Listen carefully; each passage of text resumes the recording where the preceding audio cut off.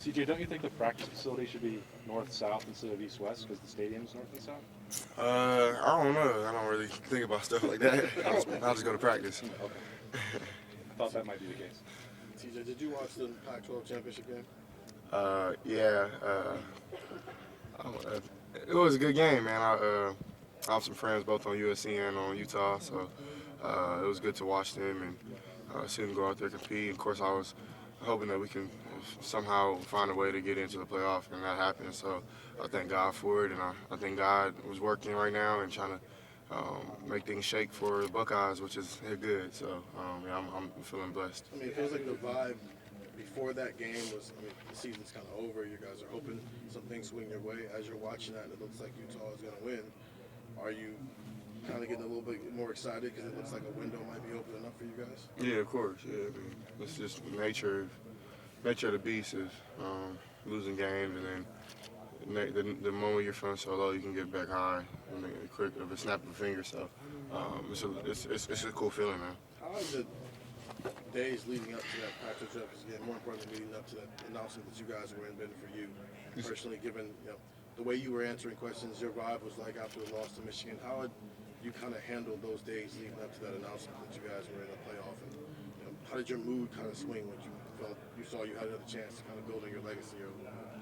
I mean, yeah, I was really just staying prayed up, just being around family. I had some family out here for the game. They stayed like an extra week, so I was really just with them. I didn't really want to hang my head down because I mean there was so many other things to be proud of, and so many great things we did this season.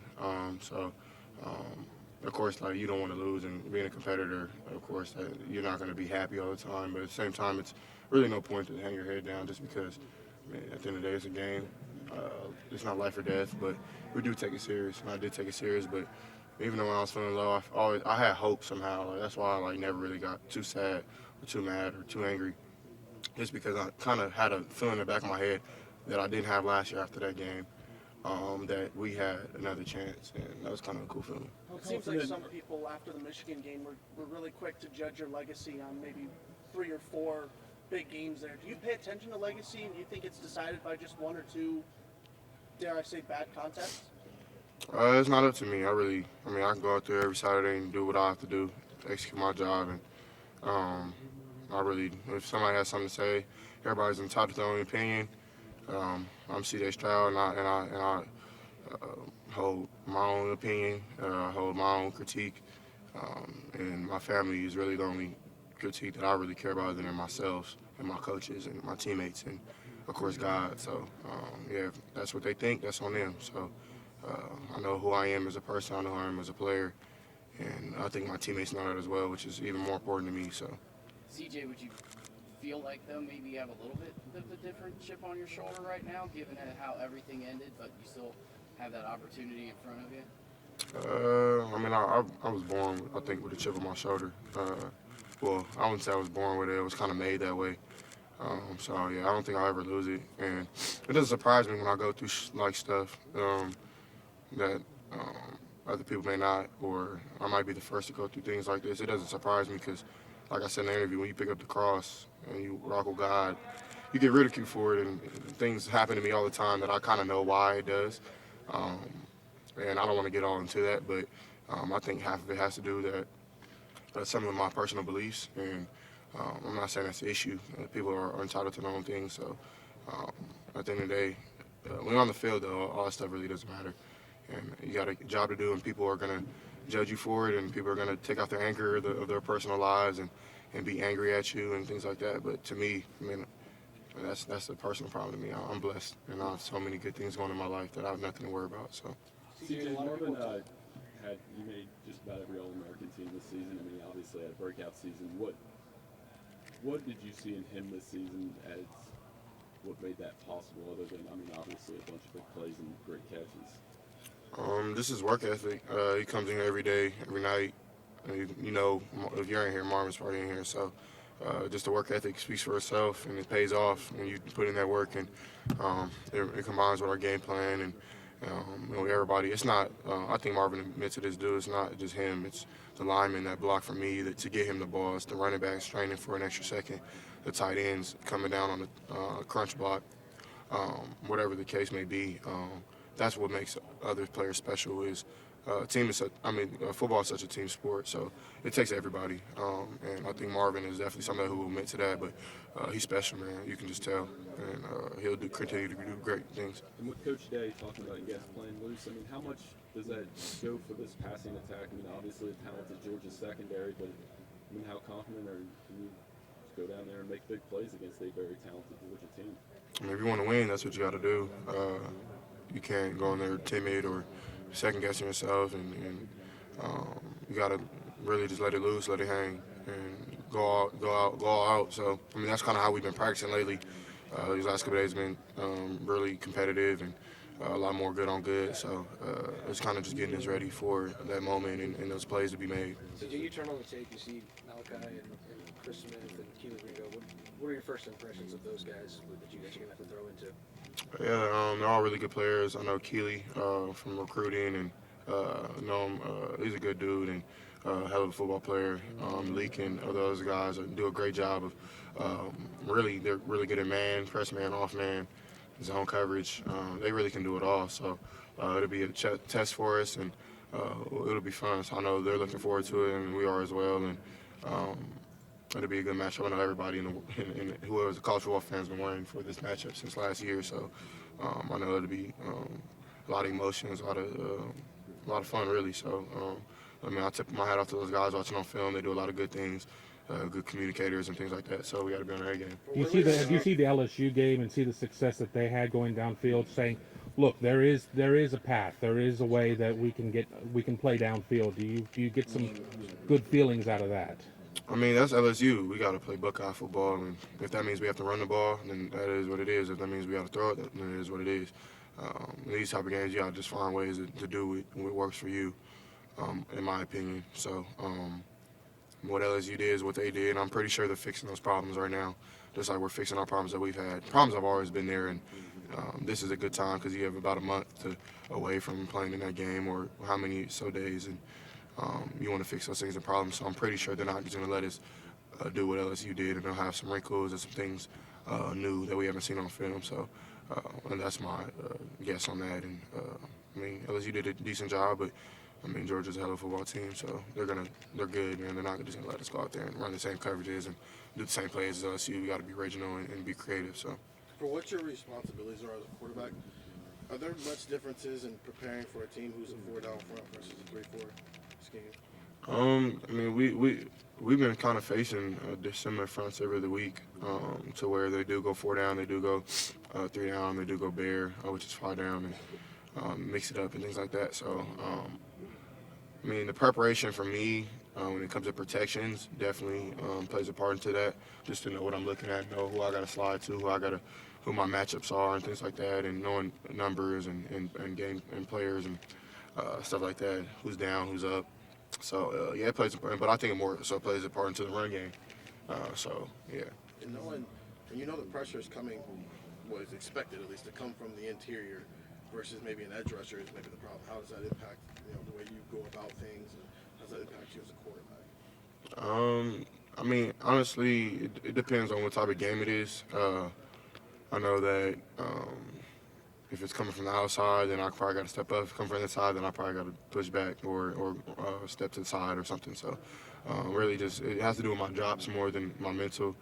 I try not to look at it and look down the field and really just figure out my problems before the play snaps and do it that way just so that I'm not worried about a rush. And I know my lineman got me, and I don't really be back there worrying if they're going to pick him up or not, as long as I give them the right ID and make the protection call right. So, and I think I do a decent job of that and fix some issues that we have. So, CJ, what do you remember about 2020 in the playoff and kind of watching Justin prepare for these games? And what could you take from that to use for this one? I think the thing that Justin is so special is that he's a competitor. He's going to put all on the line, and I definitely think that that's something that I watched as a freshman and seen him do.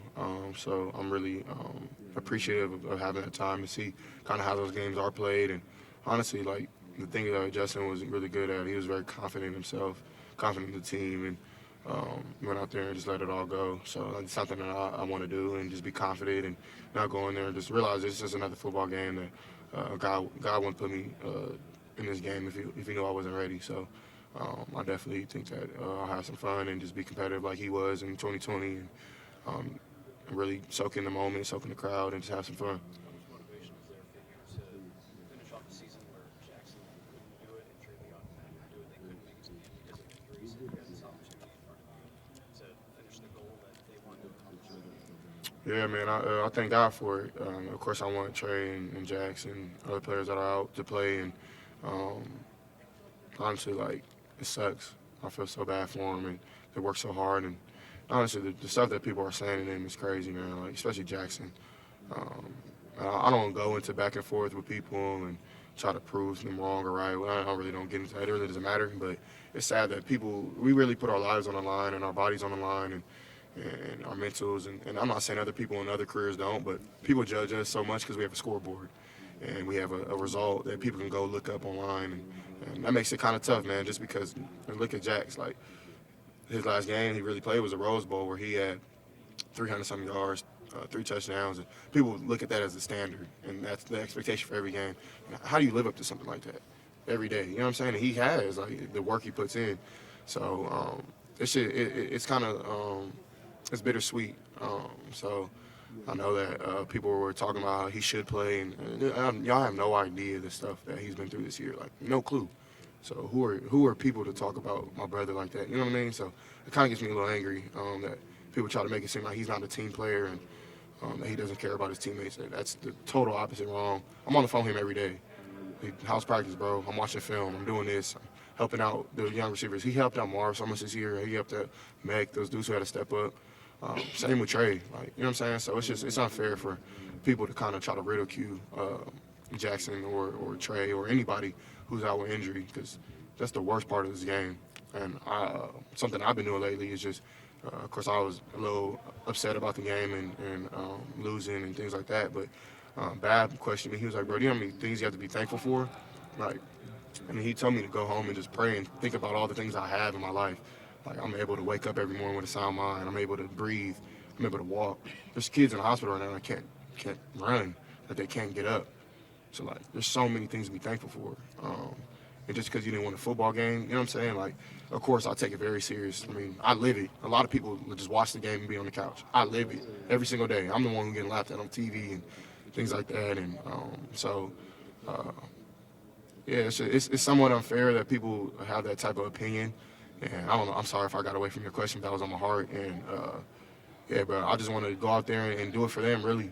Do it for those guys who didn't, like Marcus Crowley, who maybe have to never play again in his life, our old running back, and another brother of mine. You know what I'm saying? So it's people like that I want to do it for, that I care so much about. So, yeah. Hey, that's clearly I mean, you just got pretty emotional there talking about that and protecting Jackson and protecting Trey, talking about Marcus Crowley.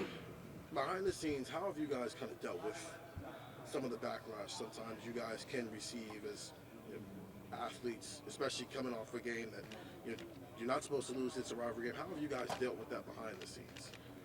I know as a team we stay tight. That's something that Coach Day was really preaching, is that we can't splinter, we can't point fingers, but we do have to solve the issues, because the issues are always there. It's just they highlight when you lose. And for me, it's just been a lot of prayer, man, a lot of thought, a lot of fellowship with my teammates. Like, we have a Bible study with Coach Walden every week.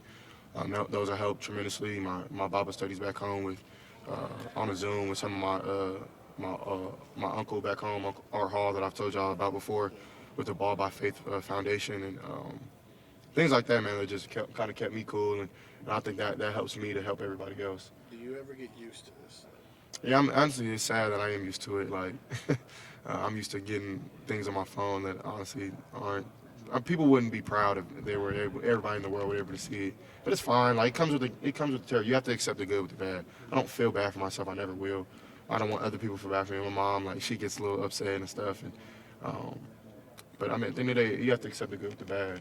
Like, I'm so blessed in my life to have so many people I've inspired. Like, that's the thing that keeps me going, is the kids that I see, man. I think that's why I'm really on this earth, and like, that's why I have a God-given talent, is to inspire kids. Inspire not only kids but adults as well who want to do great things in their lives, and I feel like that's my job and that's what I need to do. So, and I honestly think, like, they hated Jesus. You know what I'm saying? Like, they hated the Messiah, the King of Kings, Lord of Lords. So If I get a little bit of it, so be it. If it's for His glory. To those people who are doing those things, man, God bless you, because I don't know what's wrong with you, but it is what it is. You know what I mean? And so I don't. I'm actually kind of thankful for it, because this is what I asked for. So, like I said before, you can't look at the bad and like, dang, like this just sucks. But I think there's so many good things as well. So. A couple more questions for CJ, guys. Last Saturday, how much of that is a healthy perspective to see how far you've come, where you're at, and where you're going, and to see that from other people, and then to talk to people in your family about that journey, that process, to maybe put things in perspective? Because I'm sure that the season can be a day-to-day grind. It's hard to see that out of the tunnel. You're saying Saturday is what? Just the voting and then being Oh. in New York. Oh yeah. Yeah, it's like I was talking to my mom and my cousins and my brother and my sister who came with me, and like, who would have thought? Like, honestly, like, I'm not even supposed to be here. Like, I've so many things I've been through in my life that maybe one day will be spoken to, because I want people to know my story and know that they're not the only ones. Because as a kid, I thought I was the only one. We were just sitting in Times Square, and I was looking at the things, and my face was on there. I was like, bro, like, I'm from the IE, I'm from the 9, where a lot of people don't make it out. You know what I'm saying? Where people in my situation like lost hope, and for some reason God chose me. He put His hand on me, and He gave me the mark. And so like, when it comes to that, like, I was just like kind of soaking in the moment, just having fun with it, and it was just a blessing to just be out there, be with other guys. I feel like I have 3 new friends now. Like, they were really cool dudes. All had good things to say about me, and I had great things to say about them. Really good football players, but better people, I feel. So just to be able to like kind of go out there again and for the second time and just enjoy it, man, it was a blessing. So I'm really just happy that I had the opportunity. But that's all. Like, even like when you're at your low, like God always finds a way to kind of let you know that you're okay and you're exactly where He wants you to be. So. You know, Jay, I keep getting all these. The old saying goes, "Tough times don't last, tough people do." The adversity that you guys have faced away from the field, has that made this team tighter? And as you talk about the brotherhood that's here, I just heard the way you defended your teammates. Has that brought you guys tighter? Yeah, of course. It's been we call it really Ohio against the world, and we call it the Woody against the world. If people take that as you want to take it, but at the end of the day, I feel like we know what we have in this building, and even if we put it up on, like, games are like, that's what I was talking about earlier, like football and sports in general are highlighted because you have a scoreboard. Like, we know what we have in this building, we know what we can do, and just because on one specific Saturday and one certain Saturday or one game, that doesn't really define who our team is. And of course, the game does define our season, and we lost the game, and it was the worst feeling ever. But at the end of the day, like, we put in so much work to like make people smile and things like that. And I'm not saying like it's a burden or anything. It's actually a blessing. So when it comes to that, like, it's just, you have to accept the good with the bad, like I said before. And like you said, tough times at last, tough people do. And I mean, everybody in this building I'm looking at is pretty tough to be going through what we're going through, and to have that chip on our shoulder now and just be motivated. So, yeah, I think that statement is true. CJ, last question, right here. Even Dom asked me the other night on TV, I mean, what is your legacy? Do you feel like everybody's just talking about legacy this, legacy that. You just touched on coming from the Inland Empire, you know, and getting where you are now. What do you feel like is the mark you've left here at this point? Win or lose a game? I mean, Your faith, etc. yeah, I mean, I think I've done a lot of good things here while I've been here, and it's not done. Like, that's the thing that's keeping me grounded. I'm not done here. I mean, I don't know how many games I have more. I don't know how many seasons I have left. Like, I've 3 years eligibility. Like, it's not done. So, at the end of the day, my legacy will live on at Ohio State, just what I've left here. And if you ask my teammates, man, they'll speak highly about me, and I think that's really, and my family, and I think that's all that matters. The community, I've done a lot of things in Columbus to reach out and try to give back to the homeless and give back to less fortunate and kids. So, I mean, at the end of the day, Saturdays are Saturdays. One Saturday doesn't define who I am as a person and my legacy as a football player. A lot of football left ahead of me, and my career is ahead of me. So I'm excited for that, and I'm excited for these next games. I'm not going to live in the past of of what people maybe think or don't think, and they think I have the it factor, they think I'm not tough or anything. Like, all that stuff is funny to me, man, because no one was talking like this before this game, and people don't know what I was going through the game. So at the end of the day, like, you got to just accept the good with the bad, and that's okay. And the same thing like what Jackson and Trey is going through, like, same kind of thing. So, I mean, at the end of the day, I love this school. I mean, I love this team. I love being a Buckeye. No one can take that away from me. No one can really, like, if you ask anybody in this building, I had to really adapt into this culture. I wasn't born here. I really didn't understand, but now I do. And it took me a while to get like that. So I'm actually really appreciative of that. So I think I'm a Buckeye for life. And if you don't think that, that's on you, bro. So I'm blessed. So with all that eligibility, you're coming back? That's up to God. God bless y'all.